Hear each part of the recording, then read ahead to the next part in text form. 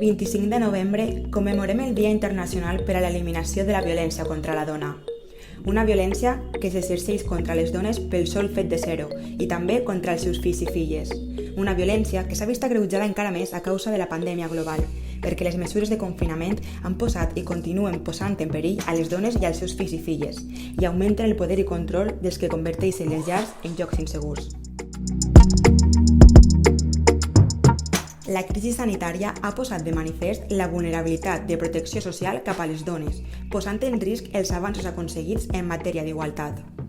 A més, està aprofundint la bretxa de gènere tant en l'ús de recursos públics com en l'accés a l'ocupació, ampliant les dificultats d'equilibri entre la vida personal, professional i familiar i dificultant la independència econòmica de les dones.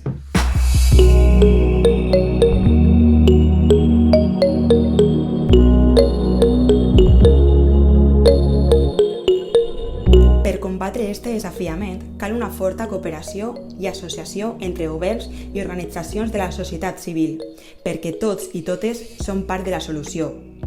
Per això, des de l'Ajuntament de la Font de la Figuera, continuem treballant en la incorporació de la perspectiva de gènere en les nostres polítiques, perquè volem garantir la continuïtat en la prestació de serveis i posar en marxa solucions innovadores que posen en valor una resposta coordinada i integrada que protegisca els drets humans i la seguretat i recuperació de les víctimes del masclisme.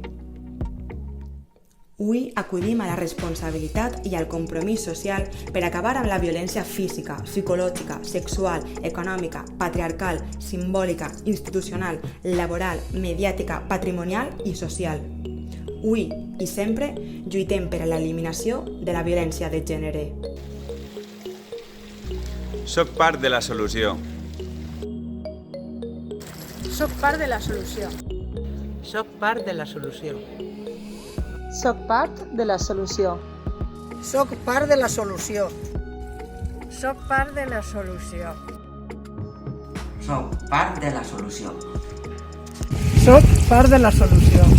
Soc part de la solució. Soc part de la solució.